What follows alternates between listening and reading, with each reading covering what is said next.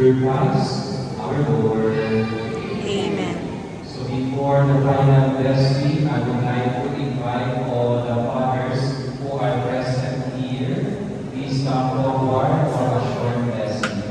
Sir, when you have given us your Son, Jesus, to be our Redeemer, you chose to entrust him to the care of Saint Joseph to be his earthly father. We ask you to bless the fathers and grandfathers who are gathered here today.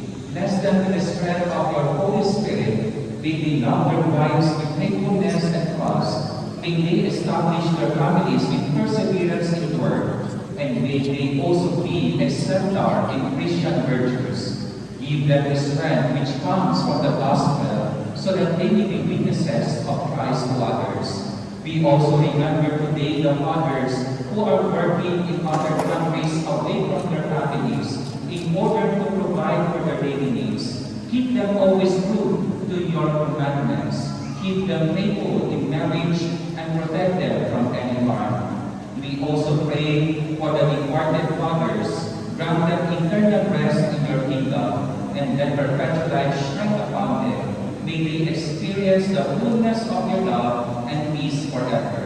Loving Father, we pray for the healing of the wounds of those who carry pain in their hearts because of their relationship with their fathers. Grant them comfort, your peace, and your healing grace. We ask this for our Lord Jesus Christ, your Son, who lives and reigns with you in the unity of the Holy Spirit, God